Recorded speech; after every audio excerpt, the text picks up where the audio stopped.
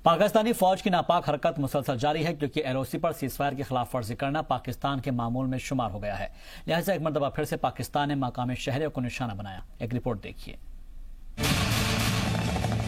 Uri sector और हीरानगर के बाद पाकिस्तान ने पुंछ जिले के शाहपुर और किरनी सेक्टर में सीज फायर की खिलाफ वर्जी की है। सरहद पार से लगातार मोर्टार शेलिंग की जा रही है।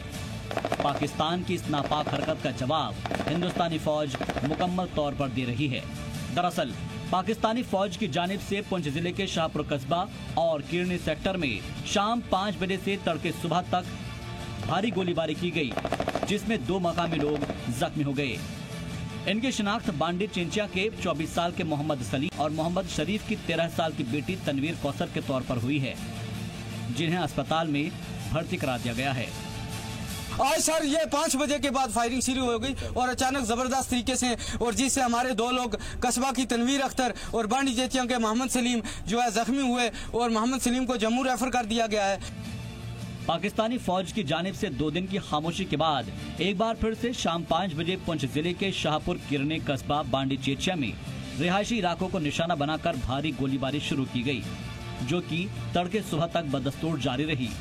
इस गोलीबारी का हिंदुस्तानी फौज की जानिब से मुंहतोड़ जवाब दिया गया। 3 लोग इंजर्ड हुए हैं पाकिस्तान की तरफ से सीज फायर वायलेशन में। 3 लोग सुनने में आ रहा है इंजर्ड हुए हैं, जिनमें से एक यहाँ हॉस्पिटल में आ चुका है और बाकी उनको शिफ्ट किया जा रहा है यहाँ पे।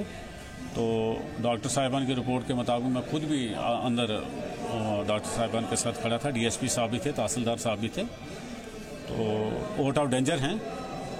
तो हम दुआ करते हैं कि फायरिंग रुक जाए।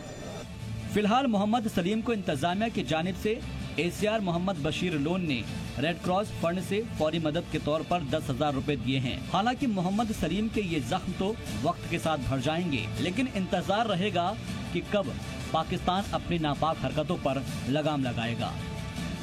पुंछ से रमेश बाली की रिपोर्ट, जी सलाम। और वहीं पुंछ के साथ साथ पाकिस्तान ने कठुआ के हीरानगर सेक्टर के रिहायशी इलाकों पर भी फायरिंग की है, जहां पर पाकिस्तान ने जबरदस्त फायरिंग करते हुए रिहायशी इलाकों पर मोर्टार बरसाए हैं। इस दौरान कई लोग शदीद तौर से जख्मी भी हो गए हैं और इसी तरह की जो हरकत है वो लगातार जारी है, क्योंकि हमने आपको रिपोर्ट में भी दिखाया है कि पाकिस्तान किस तरीके से सीज फायर की खिलाफ वर्जी कर रहा है और उसके निशान आप इन तस्वीरों में भी देख सकते हैं। जम्मू कश्मीर इंतजामिया ने मोबाइल सर्विस प्रोवाइडर्स को वादी में एसएमएस सर्विस शुरू करने की इजाजत दे दी है और इससे लोग और खास करके कारोबारी तबके के बैंकों में messages, machine generated SMS, one time password यानी कि ओटीपी हासिल कर सकेंगे। हालांकि अभी तक कस्टमर्स को अपने मोबाइल से एसएमएस भेजने की सहूलत नहीं होगी, लेकिन 14 अक्टूबर को जिस तरीके से पोस्टपेड मोबाइल फोन बहाल किए जाने के कुछ ही घंटों बाद एहतियातन एसएमएस सर्विस बंद कर दी गई थी और फौज ने तब दावा किया था कि दहशतगर्दों की जानिब से लोगों को भड़काने के लिए एसएमएस सर्विस का इस्तेमाल किया जा रहा है।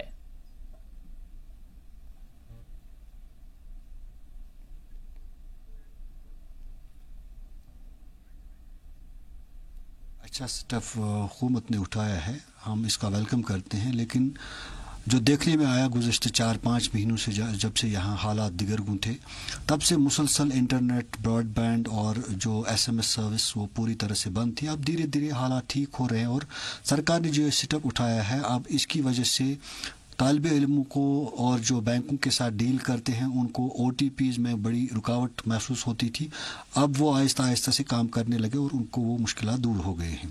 सरकार को चाहिए कि इसको दोनों तरफ से, अगर हम यहाँ से मैसेज करना चाहिए शायद नहीं होता है, और इसको पूरी तरह से रेस्टोर करना चाहिए जितना जल्द मुमकिन हो सके।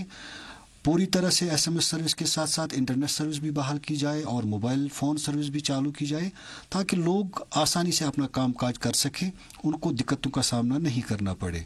और हुकूमत का जो ये कदम है ये सही कदम है और इसको मज़ीद जो एलाबरेट करने की ज़रूरत है, जिस पे सरकार को गहराई से सोचना चाहिए ताकि अपने लोगों को मुश्किलात का सामना न करना पड़े। नेशनल कॉन्फ्रेंस ने सरकार से जम्मू कश्मीर के लोगों की परेशानियों को हल करने की अपील की है। जम्मू में एक प्रेस कॉन्फ्रेंस के दौरान लीडर कमल गुप्ता ने कहा है कि जम्मू कश्मीर के यूनियन टेरिटरी बनने के बाद भी लोगों की परेशानियां हल नहीं हो पा रही है। उन्होंने पंचों, सरपंचों और वकीलों के मुतालबों का जिक्र करते हुए उन्हें भी हल करने की अपील की। मैं Kamal Gupta, president NCP J and K state. आज हमारी जो स्टेट यूनिट है वो हमारे राष्ट्र नेता श्री शरद पवार जी के जन्म दिवस पे आज हमने ये प्रोग्राम रखा है और सेलिब्रेट कर रहे हैं। उनके जन्म दिवस पे जहाँ हम उनको बधाई दे रहे हैं, लेकिन उनकी जो चिंता है देश के लिए, उनके जो सवालात है देश के लिए, उसको भी हम हाईलाइट कर रहे हैं। आज देश की परिस्थिति क्या है, यूं तो बड़े बिल पास हो रहे हैं पार्लियामेंट में, लेकिन जो बेसिक चीज है, आज देश की इकॉनमी कहाँ जा रही है, यूथ एम्प्लॉयमेंट कितनी बढ़ गई है, किसान आत्महत्या कर रहे हैं, उनके लिए कोई सोच विचार नहीं है। कोई ऐसा बिल नहीं आया जिससे कि देश की इकॉनमी जो आगे बढ़ सके। जम्मू कश्मीर और लद्दाख में 7th पे कमीशन की सिफारिशें नाफिज कर दी गई है। वज़ीर ममलकत बराए दाखिली उमूर जी किशन रेड्डी ने लोकसभा में नए यूनियन टेरिटरी जम्मू कश्मीर और लद्दाख की तरक्की के हवाले से पूछे गए एक सवाल के लिखित जवाब में बताया कि 7th पे कमीशन के तहत दिए जाने वाले भत्ते जैसे कि children education allowance, hostel allowance, transport allowance, LTC, fixed medical allowance दोनों ही यूनियन टेरिटरी के 4.5 लाख सरकारी मुलाजमीन को दिए जाएंगे और इन भत्तों के लिए मरकजी हुकूमत की जानिब से 4,800 करोड़ रुपए की रकम अलॉट की गई है। ये भत्ते उन सभी मुलाजमीन को मिलेंगे जो कि जम्मू कश्मीर और लद्दाख को यूनियन टेरिटरी बनाए जाने यानी कि 31 अक्टूबर 2019 से काम कर रहे। इस पर सरकारी मुलाजमीन ने खुशी का इजहार किया है।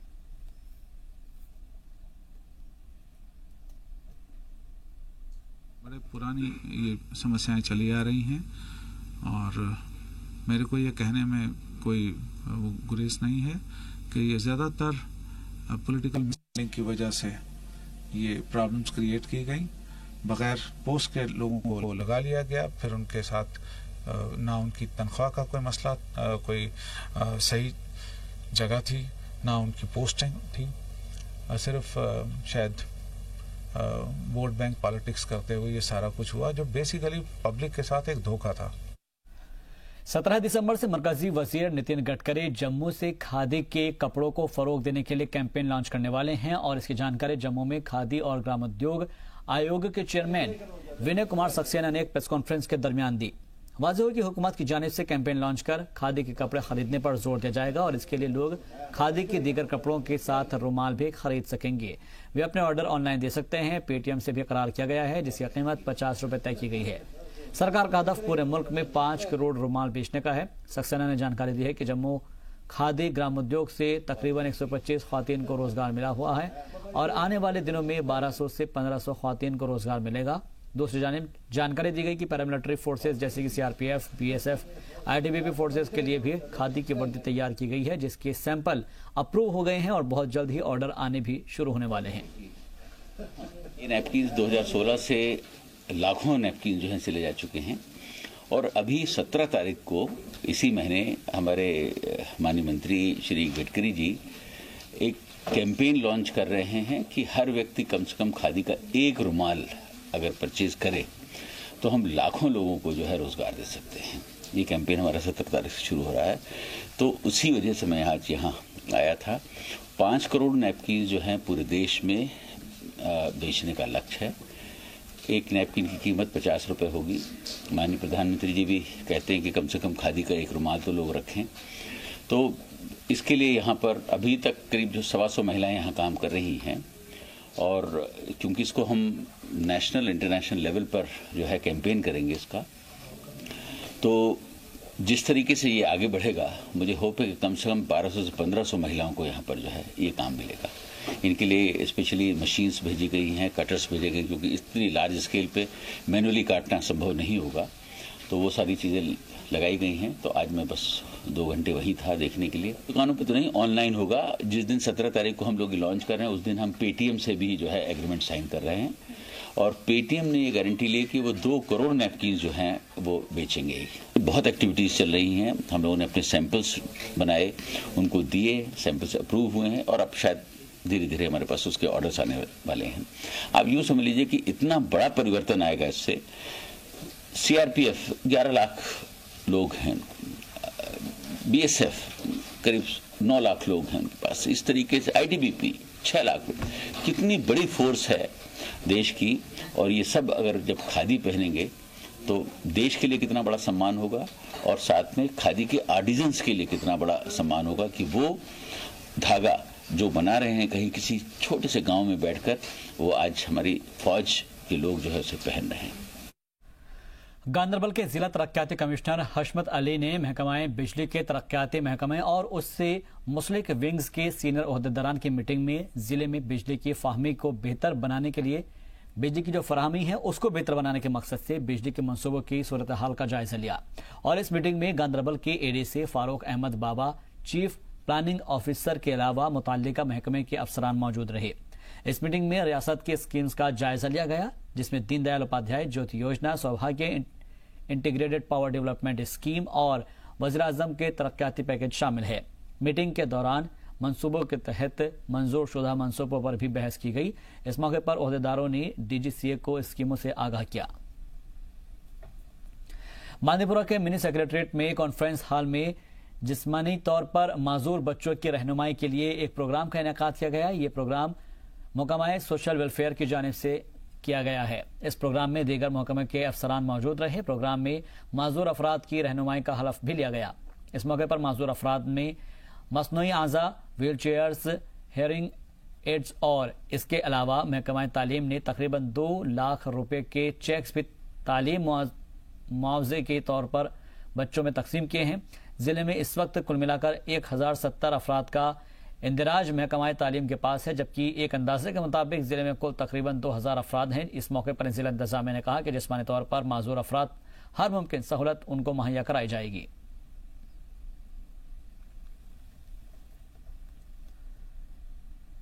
बांदीपुरा के महकमा ज़राअत की जानिब से एक प्रोग्राम का इनेकाद किया गया। तकरीब में बांदीपुरा के डीसी शहबाज अहमद मिर्जा ने जिले के तमाम तर 151 पंचायतों के मेंबरान में आलात तकसीम किए। इस मौके पर किसानों की जानिब से बड़ी तादाद में लोग मौजूद रहे और इस मौके पर बांदीपुरा के डीसी का कहना है कि किसानों को सरकार की स्कीम्स का फायदा उठाना चाहिए ताकि उनमें खेतों की जो पैदावार है उनके यहाँ पर वो ज्यादा हो सके। वादी कश्मीर के साथ साथ जम्मू में भी अचानक से मौसम ने करवट बदली है, जिससे वादी में यकायक इजाफा हो गया है सर्दी का और मैदानी इलाकों में धुंध भी देखने को मिल रही है। अचानक बढ़ी हुई सर्दी से बचने के लिए लोग गर्म कपड़ों और आग का सहारा ले रहे हैं। महकमा मौसमियात ने भी अगले 2 से 3 दिनों तक बारिश और बर्फबारी की पेशनगोई की है।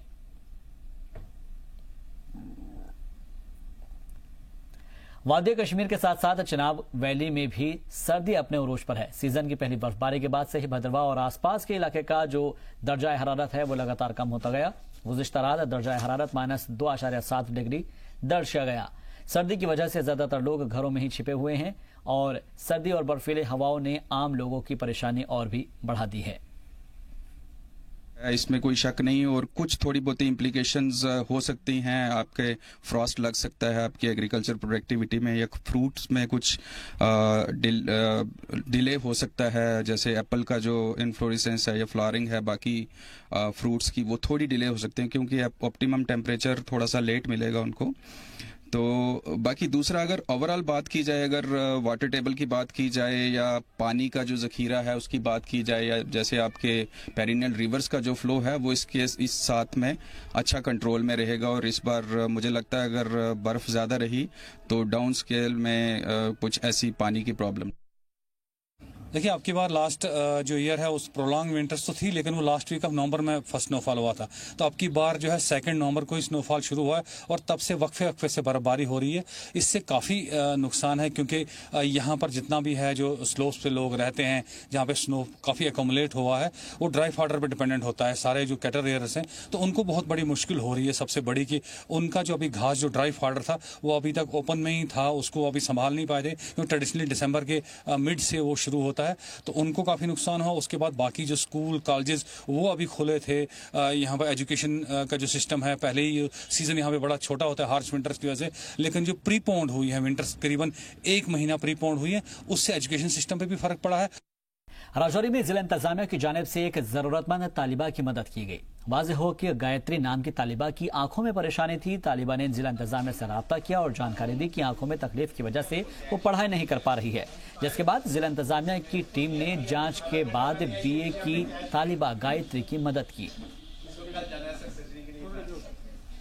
देवी है, मेरे पापा का नाम अशोक कुमार है। मैं एक आंख से ब्लाइंड हो गई थी, मेरा ऑपरेशन है। कल जाना मैंने डॉक्टर के पास, इवन मेरे पास पैसे नहीं थे, मैं आई डीसी साहब के पास, उन्होंने मेरी हेल्प करी, उसके लिए उनका थैंक यू। अचानक मैं ब्लाइंड हो गई, मुझे खुद समझ में नहीं आया। मैंने राजौरी चेकअप करवाया, यहाँ से डॉक्टर ने बोला कि दोनों आंखों के पर्दे खत्म हो गए हैं। फिर यहाँ से हम गए केडी सिंह को दिखाया, उन्होंने बोला कि है पर एक आंख का ऑपरेशन करवा।